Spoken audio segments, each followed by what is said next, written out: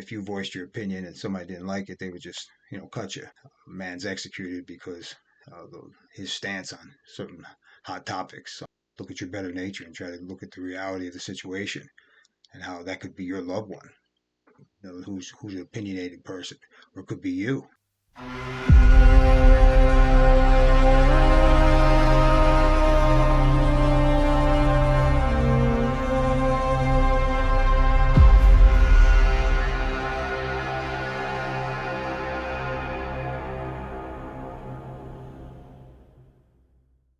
Greetings and salutations. I'm Victor Sordi, and welcome to my channel at 28 to Persevere. Thanks for watching.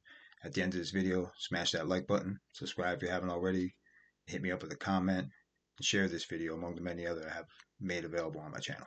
Thank you very much. It's very much appreciated. Today's video, I want to talk about some of the madness that I've been bearing witness to that's going on beyond the wall, and how it's reminding me of the 28 years I spent incarcerated, and how that mentality is bleeding over into this world, and it's bringing back a flood of negative emotions for me. It's bringing back extreme bad memories and some horrific imagery that I have seen throughout my 28 years while incarcerated. And some of the things I'm speaking about are the violence that's erupting and dealing with the politics and people's beliefs and assassinations and some of the horrific shit that you're seeing in the world today. It's a real indictment on humanity and man's inhumanity to humanity that's so rapid and all-consuming. Everyday theater of the mind that's being penetrated with these negative images and people ranting and raving and just condemning this person and hating on that person, and everybody's being persecuted for where they stand on whichever side of the aisle politically, what they give power to, their opinions, their beliefs, their principles, their race, whatever the case may be. It's a pretty sad state of affairs, and frankly pretty sickening, and it reminds me of prison, and it really does. And, I got out of 28 years. I'm a 50-year-old man now, and I went into prison when I was 1994, and the things that I saw there, and the things that people gave power to, how man reacted to man, based on the color of somebody's skin, how they were condemned or disrespected or persecuted or violently attacked on the basis of somebody's beliefs, also on the basis of what they gave power to, their principles, where they stood. If you voiced your opinion and somebody didn't like it, they would just, cut you, or pick a fight with you. And she probably will get into a shouting match, and it most likely would turn into an altercation of some kind physically. It always ended in some sort of violent confrontation of some fashion. And it's all based on the fact that somebody disagreed with somebody. They didn't like you because they thought you were a racist. They didn't like you because you shared your views and you stood by them. You abided by them and how you carried yourself. Even though you were no direct threat to anybody, they perceived it as a direct threat, because anyone who disagrees with you from form or fashion, they find you disagreeable. And with that being said, they find you to be a threat or a nuisance, something that needs to be eradicated. And in prison, it's basically sanctioned violence every day. And I see it happen all the time. Somebody pops off on somebody else because of the way the guy looked at him a certain way. I don't like the way that guy looks at him. I don't like the way the guy carries himself. He struts his shit like he thinks he's so badass. I'm gonna try him. I'm gonna see how strong and tough he truly is. And you see that all the time, and the guy's just maybe just walking. It's just the way the guy walks. There's, it's like, as I said, it's a pretty sad indictment on humanity, but it's to be expected behind the wall. You see that, you live that, and you acknowledge it.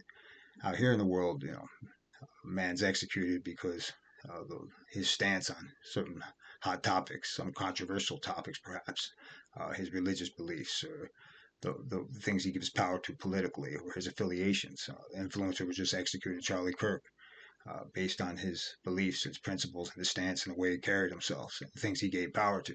Whether or not you agree with them, to execute the man is sickening and horrific in every sense of the word.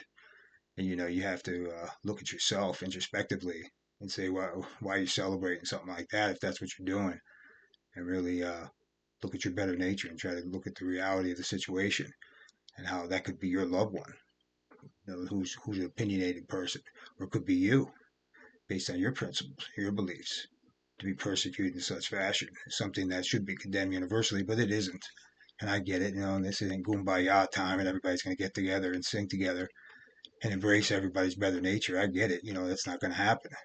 But it's also something to consider when you look at yourself. And the only person you really are actually owe anything to is yourself in that sense. What are you giving power to, and how is it going to affect others?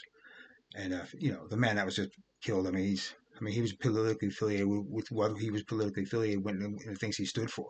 I personally didn't agree with everything Charlie Kirk gave power to politically, especially his religious beliefs. But I didn't condemn the man or wish ill upon him and his family.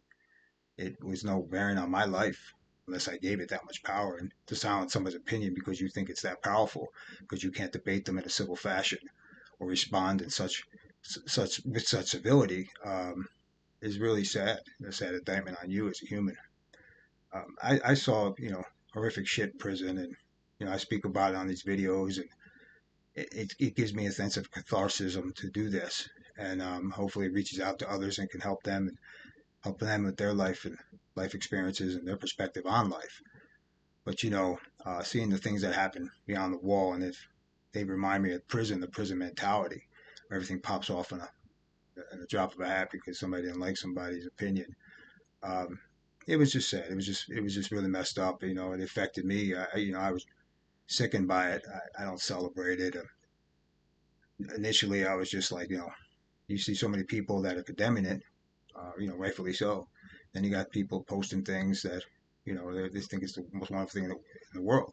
Whether or not you look at yourself and how with the wide scope of how widespread indoctrination is in this country, with the anti-white propaganda, the people's intellectually poisoned through with the things they give power to in the media. So it's something that everybody needs to take a breath and look at themselves before they start pointing out everybody else's perceived faults. Um, it is what it is, and it reminded me of prison. It reminded me of what I went through for 20 years, and I wanted to speak on it because I just thought it's really a stage in this of humanity that should be condemned, and unfortunately, a lot of people aren't, and they feel safe behind a microphone or comfort of their home, and so they could just say what they want to say without any fear of reprisal. But you just keep in mind that the fates work in mysterious ways, and it comes back on you in some form or fashion. Things you do in your life, I know that firsthand. A government of the people, by the people, and for the people doesn't really exist. So I don't really get into the politics on which aisle that this person stands or which aisle this person stands. It's two sides of the same coin. That's how I look at it. Knowing me, and if you knew my case inside and out, you'd understand. I have no real love for the government in particular. It is what it is. You follow the laws. You do what you got to do. You try to live your best life. You take care of your loved ones. You protect your family. You protect your livelihood, and you embrace your life because it's the only life you live. And governance is governance. It is what it is. It's all around us, and you can speak upon it. There's really no freedom of speech in this country. You have the freedom not to offend others with your speech. That's basically it in a nutshell. Case in point, the Charlie Kirk assassination. So it's something that I see every day. Um, I'm not politically affiliated with anyone or anything.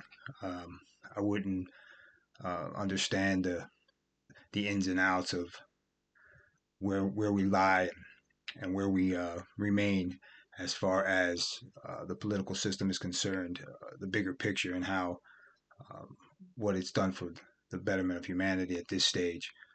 Um, you got to question it just by looking around you every day and whether or not it's truly actually has ever helped anyone, democratically or Republican. So, I try to stay away from the politics. As I said, this channel's not about that, but I just wanted to voice a little bit on that because it reminded me of prison, what's been taking place. And, I got much love and respect for all y'all out there that have supported me and supported this channel. And we'll keep it rolling. And if what I say can help someone, and or even just make you think a little bit. That's what this is about, man. It's about thinking. It's about growing. It's about learning. It's about living and embracing that life because it's the only one we got. So until next time, go with the gods and persevere.